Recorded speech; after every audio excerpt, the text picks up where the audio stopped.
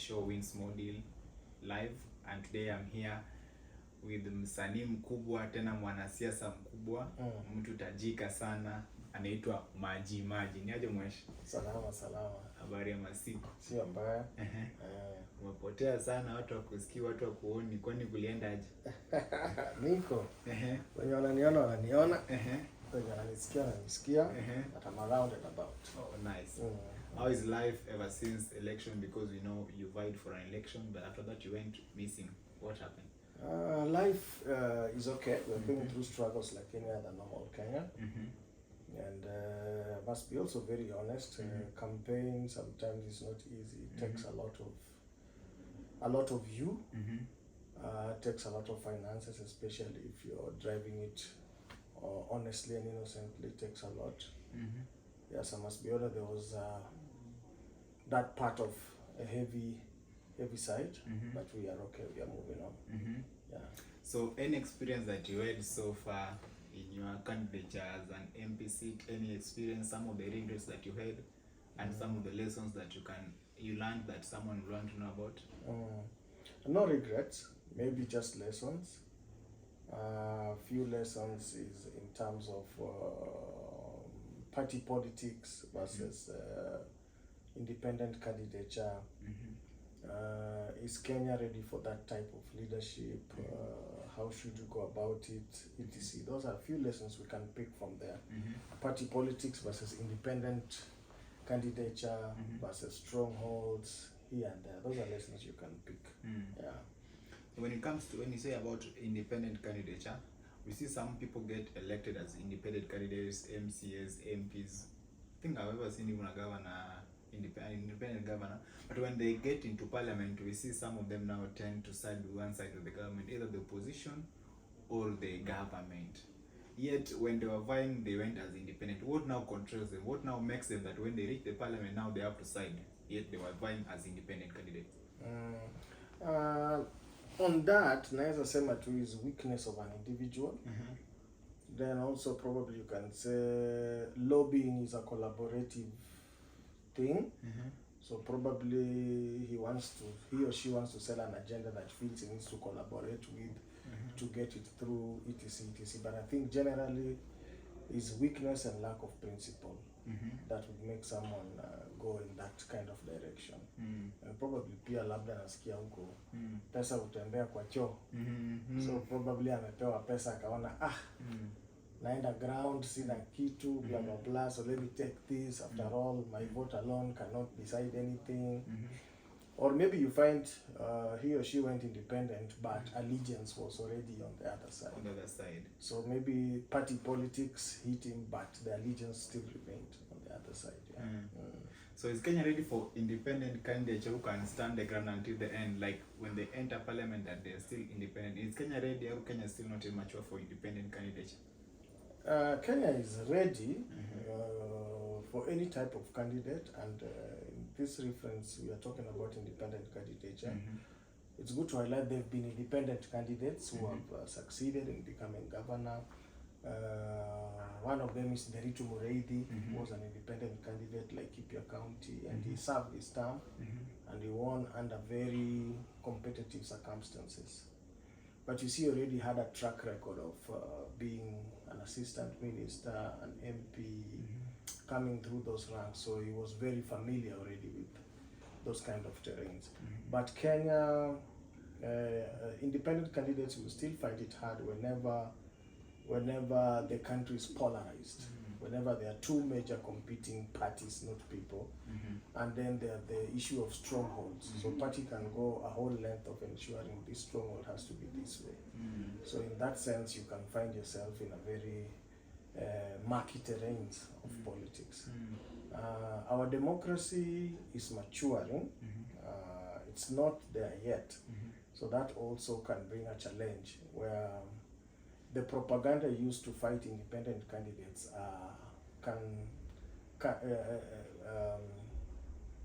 pokes into democratic maturity. Yeah, so it moves from policy versus policy and then into character, as opposed to. So you find, why are you going this way? And people are, you don't like We don't want, but you also just with them. The only difference is the democratic threshold. How did you arrive at getting at that position? So that's what I can look at and say our democracy is still maturing, but we are on the right. If I look at Africa, Kenyan democracy is one of the most active, brilliant, and savvy at the same time, but we are above so many democracies in Africa. Yeah. Talking of democracy, we went through an election period where you are also a candidate, but also you are still a politician in this country. Some tend to say that the election and the results and how the IBC conducted the election, there was no democracy. Do you have full trust that the current regime won elections free and fair, or there's something that happened?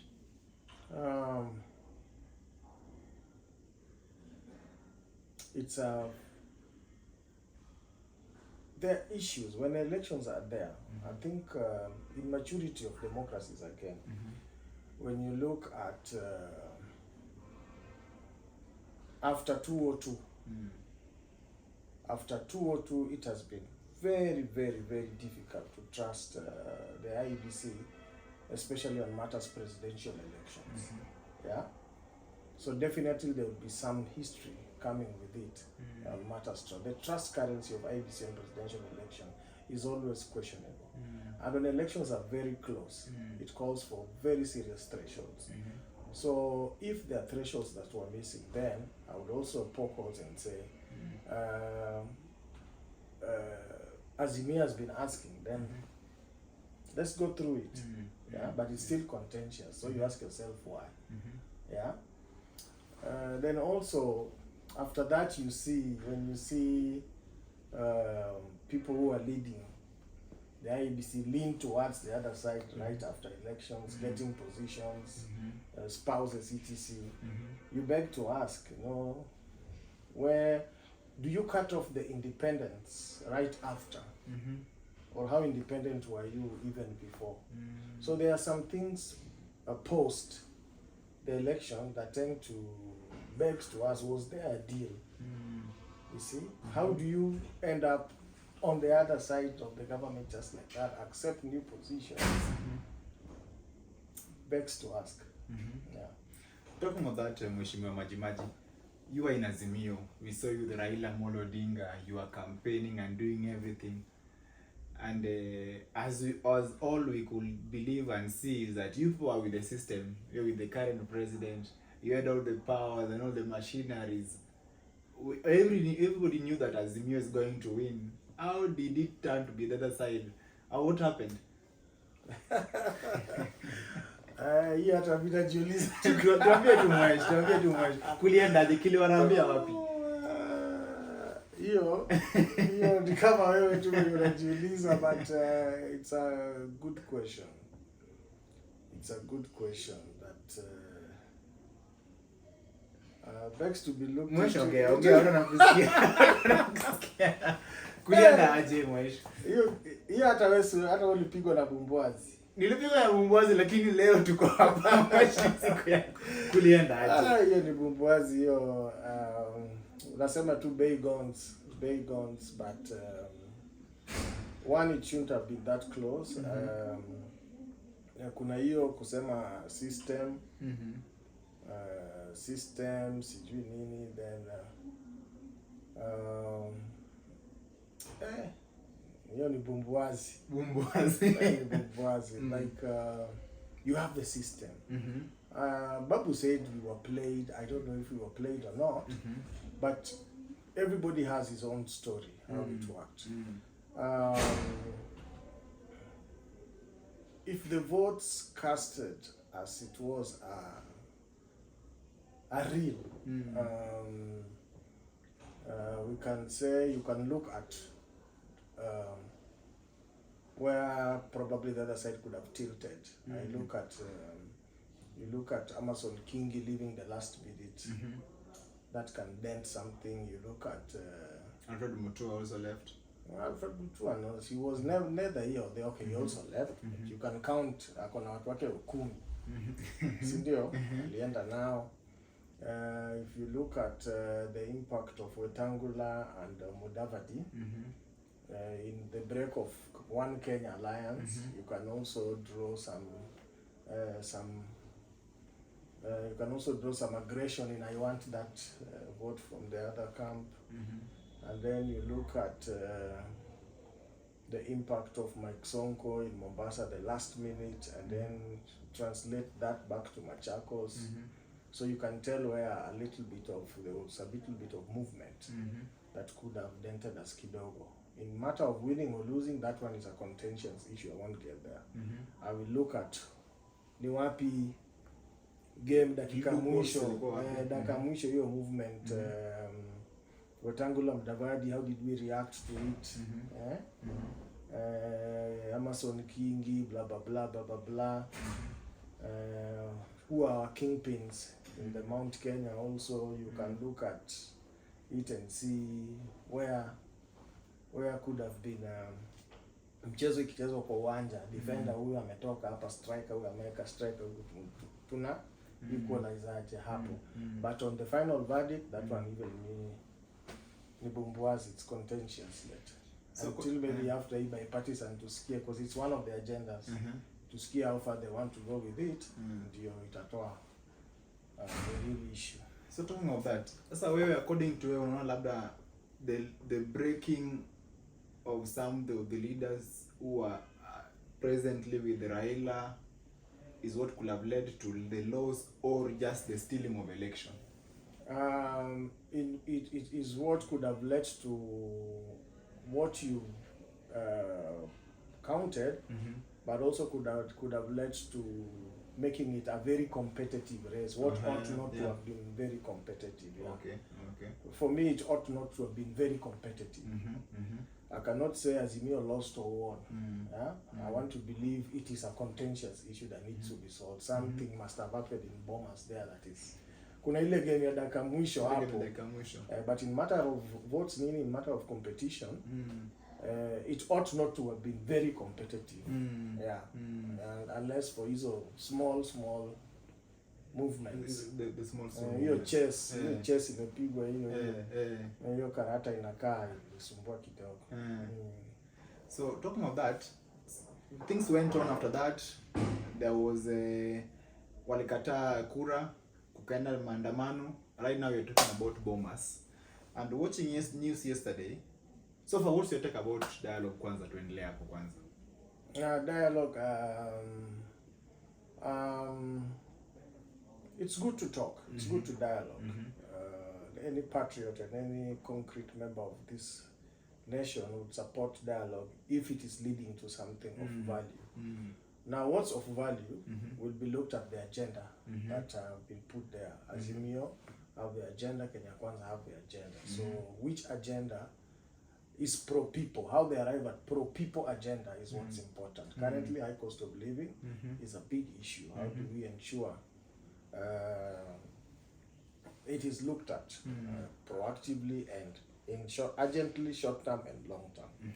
That's a very tough agenda. The rest, IBC, tumeongea juu IBC, it's also very important, so that hiyo kitu ilituhapenia from 207, how can we shift it into a positive moving forward? It's very important for progress of the nation. Then if I conclude it, I would say I will stand with what Raila said the other day, I think in Bondo. He said he has given the dialogue a chance until it reaches its end. But if the end does not arrive at pro-Kenya, pro-people outcomes, then he will rethink. I believe we should be able to rethink all the time until we find Project Kenya right. Some say that this dialogue probably is just position centered, probably to look for some 2-3 people positions and not for the interest of mwananchi. Wewe kama maji unasemaje? Hapana. Positions will be there, and positions are for people. MCA is a person's position. So positions were created. They'll keep positions will people will keep creating. Let's look at Project Kenya. Project Kenya until we find a solution for three major things. Political solution, economic solution, and environmental. We might never get Project Kenya right. Yeah. So whatever it takes, we must get the political solution right. What is the political equation of Kenya must be answered. If it is not answered, tutashindaga hapa tu. So if whatever position is being created, the current bigger one is office of the opposition leader, whatever position is being created, if it arrives, or the positions being talked about, chief minister, if they are going to give us the political stability solution, then Kenya, according to me, tutakuwa tushachukua hiyo step to a stable country and a stable democracy. So hata ka solutions 20 zitatoke as long as they are answering to Project Kenya. Then economic solution. I think hapo ndio kwa hiyo bipartisan inaitwa high cost of living. What it is pointing at is that Kenya needs its economic solution. What is the Kenyan economy? It has to be gotten right. And then it goes to environmental solution. What is Kenya's environmental solution? Because politics at the end of the day is distribution of resources. Yeah. So if those three goes towards what is politics? Amassing power. Number two, consolidating power. So that you divide the resources equally, the better. So hapa kwa resources ndio tunakuja kwa environment, the ecosystem. Yeah. So until those three are gotten right, if the bipartisan are going to give us those three things right, Project Kenya is done. And I think that is what always normally bothers Raila, and sometimes it goes to the extent of, what is Project Kenya? Where have we come from? What have we been fighting for? Something is going to happen that is not right. We have to stop it. Yeah. Talking of that, the leaders of Kenya Kwanza, some of them were in, I think, was it Nandi or somewhere over the weekend, and then we saw people, the vocal ones like Kenya Nyoro and some of others, they are saying that the talks at Bomas of Kenya is wasting of time, and kama kuna chai ambayo inanywewa huko, they should just stop it and go back to their houses. Azimio is giving dialogue a chance. Kenya Kwanza, through people that we know are strong in the party and have voices, they are saying this is a waste of time. So which side should we trust? Which side should we lean on, really? We should lean on Project Kenya. One, I would term what they're saying reckless. Yeah, it is reckless because such kind of talks ended up giving us 47 counties, of which some of them are gearing towards becoming governors. Then why should they vie for governor and senate? It is these talks that moved us to where we are, where we have devolution as a very strong item in governance in Kenya. So secondly, if they are not reckless, then they are playing politics. Politics in that we must show our people took on and took over, but within them they know these talks are very important. I've told you, you don't get the political solution right, you're wasting your time. Yeah. If the government, or rather less for political sake, if Kenya Kwanza does not get the political solution right, we are wasting time. Yeah, we will keep going and coming back, going and coming back. The political solution for Kenya must be found. The equation for political stability must be found for prosperity. So whether it will be Ruto or Raila or any other person moving forward, it will not matter.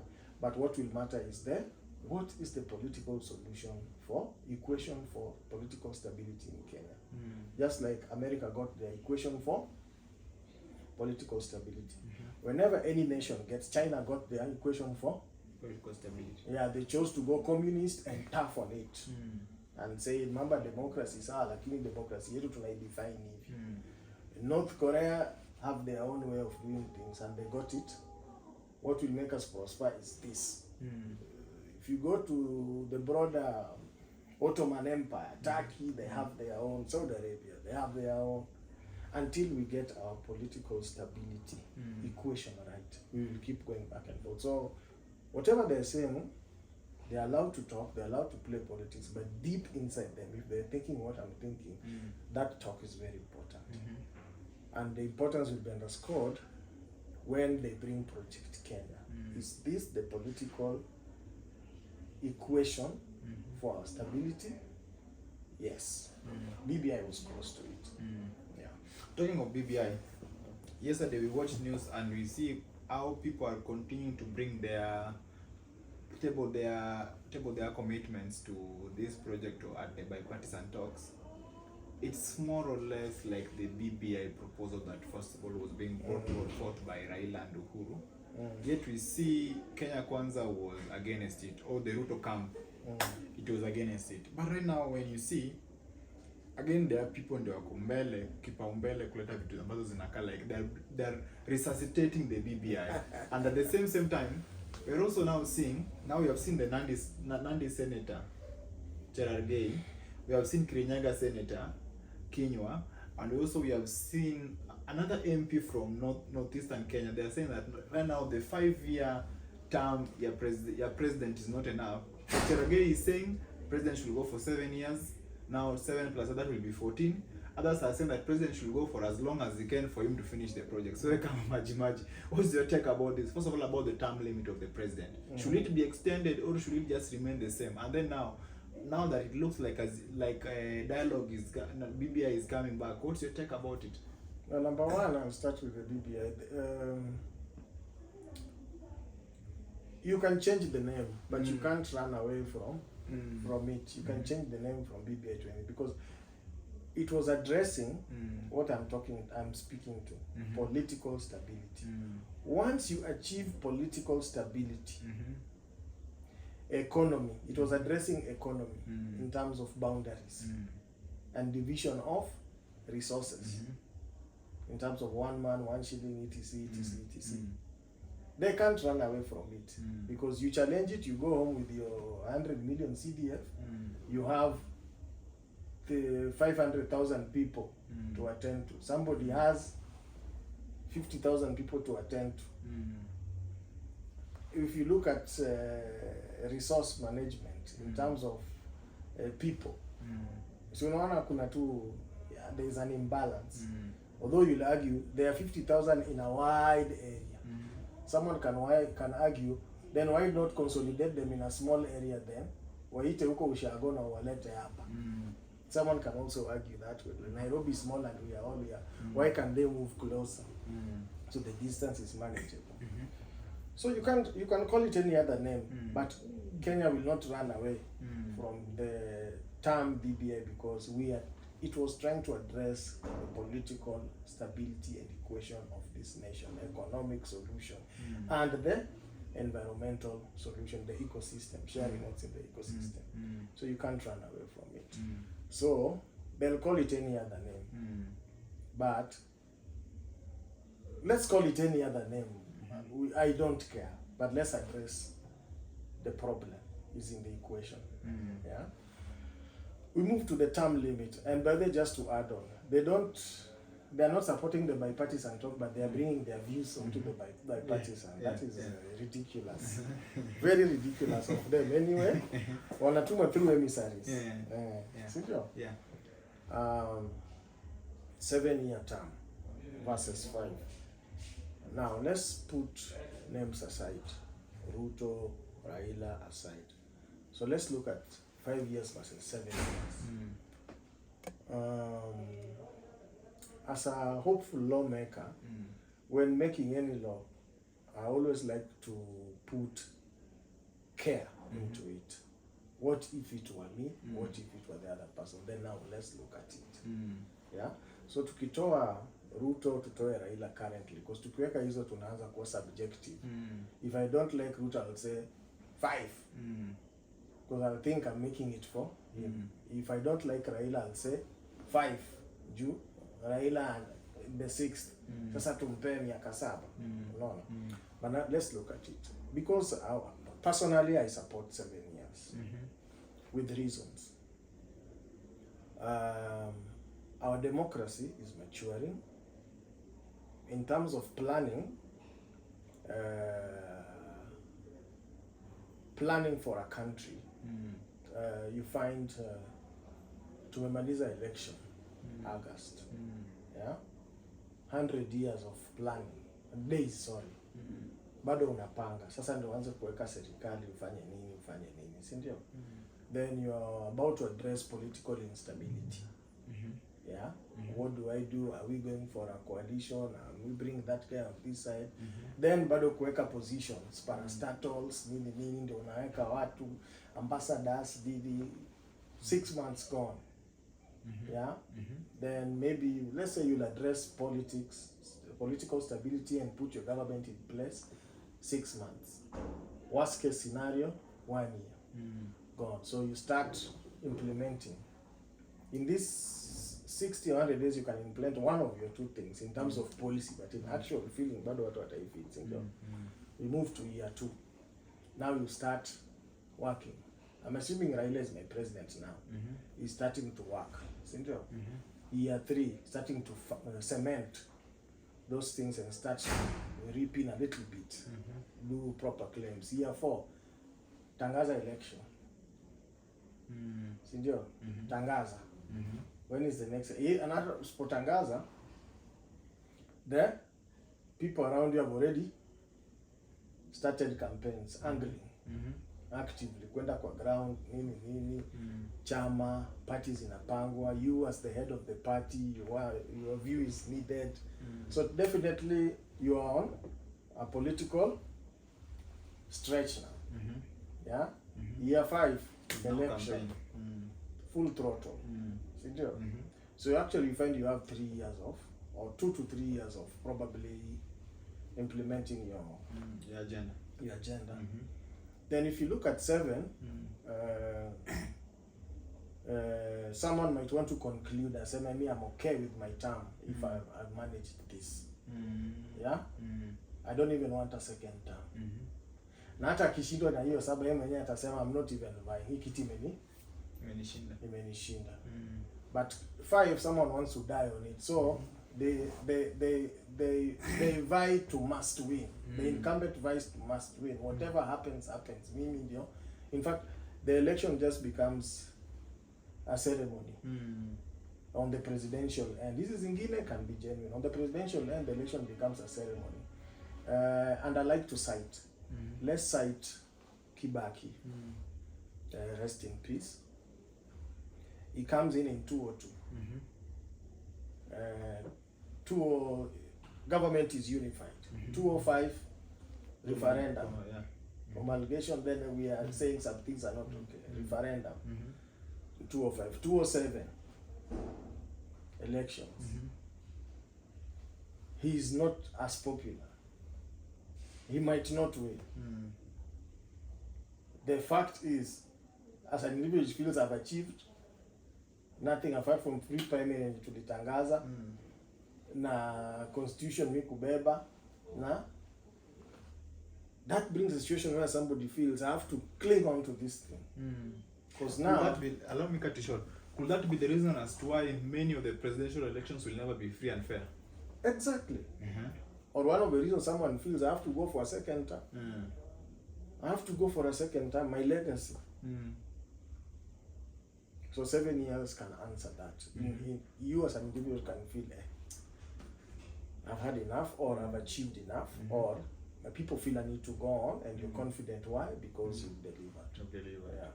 Yeah. I know some places it's not 7 years, but because of our nature of democracy, the way it is, I would support 7, but with a caveat.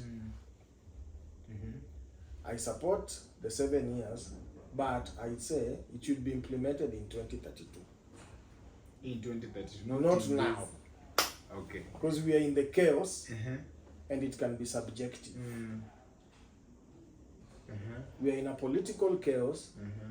We are in a situation where the people feel things are not okay. It can be subjective. Mimi sitaki 7 kwa sababu sitaki huyu mwenye yuko hapa vitu haziniendei poa. Mimi sitaki 7 juu naona na nini anakuja na huyu hawezi kaa 7.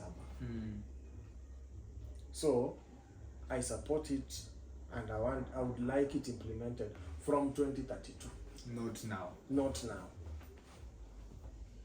Clean slate. Yeah. So if in case it's effective 2032, and let's say Ruto does not go for a second term, so that time how does it go? The other one finishes at 5, then it starts the new one. Okay. Yeah. That's nice. So as you're talking about that, they're also saying about the office of the Prime Minister. Still part of this BBI issue, and you think the office of the Prime Minister should be brought back? I support. Yeah, I support it. I've told you, political stability. Yes. That office solves some stability. And when we are talking politics, sasa lazima tukue real. Yeah. For a long time, Kenya calculated its things on tribal lines, and I don't blame us. I blame the colonialists. They planted that thing in us. Where at some point, you see, before that, an Indian could be an MP. Nan-Luo could be an MP in the Luo place. A Luo could be an MP in Thika. And look at how people celebrated Tomboya. But something happened in between where calculations zilianza kuwekwa kiukabila. So when we speak politics of progress, we must be real to the reality that ukabila iko. So then you start with the big tribes coming down. And only one person can be a president. And after that, mwingine. Na nikisema mwingine kuna wanasema na sisi. Unaona? So that office solves political stability issue. It solves the issue of winner takes it all. It solves ni sisi tu. Unaona? Sisi ndio tulifanyia kitu kazi. It solves the shareholder, this shareholder talk that needs to be shunned completely. It solves it. So the office should be there as a it enhances the symbol of unity of the presidency. How we arrive to it, now that should be the question. Who becomes the prime minister is the question. Yeah. Do you have trust with the current regime? Current regime, I'm like many other Kenyans. I feel so many things are not right. And if they think it is right, then they are not involving people in how they think it is right. Or they are not selling that roadmap to how it will be right. Of now, I'm as many Kenyans who are watching. They are concerned. From middle class to below, people are concerned. One of the economy, one of the ability to achieve political stability, one of the environment, division of resources issue. And I've told you those 3 things. If you don't speak to them, you're wasting your time. So currently, we are not speaking to political stability, number 1. You kama bipartisan ya kujaribu kuleta dialogue na mwingine anasimama anaitrash, then what are we trying to achieve? And I've told you that political stability, you cannot achieve the 2.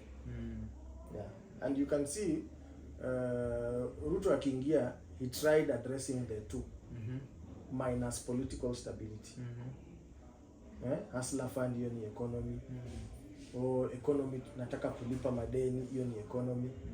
Nataka tuweke tax ndio tulipe madeni, tufanye maendeleo, economy. Then nataka tupande miti, but this time tutapanda miti sijui ngapi, hiyo ni environment. Land issues, resources, environment. He was addressing them minus political stability. And then political stability checks in. Yeah? Because if election is as it was, it means watu wako 50-50. How do you bridge that gap is what's most important. And that is what is not being addressed. And you cannot address these two minus this. Sasa lazima talk down to his people. How do they address issues? When they get the microphone pale, how do they speak to unity? How do they speak to unity? Is unity a Mount Kenya coming together? Is unity lawyers going to church Arambes and Vinod and speaking about lawyer unity? What is unity and how should he address it? Until he speaks to that. Naona tu kama tuta cheza tu kidogo. So yeah, to answer your question in detail. Okay, nice. Where do you see Kenya in the next 4 years that is remaining for President Ruto? I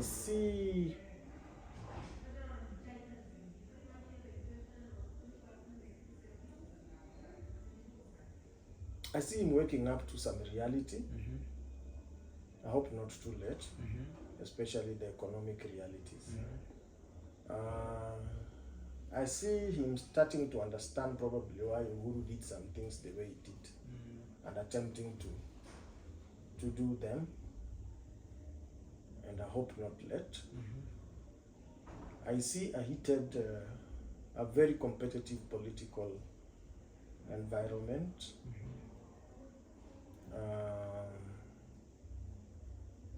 I see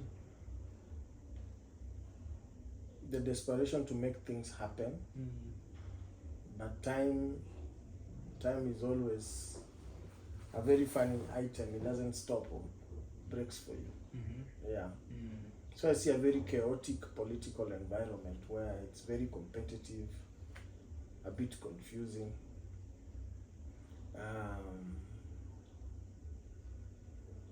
If he reacts very early, I see him making some gains towards the sufferings of people. Now, reacting early means how he will address the political issue. Is what Raila is saying concrete or he's a messenger? They have to differentiate. Raila is not a messenger. Yeah, he's a person who talks from experience and understands. So you might not like that the message is from him, but the message is there, and you can see what is happening. So once that is bridged under political stability, then you will make a lot of gains. But before that, as long as Bado, Mugangas, still people speaking from that kind of tone, I see the 4 years a bit chaotic, both in all fronts, diplomatic, economical,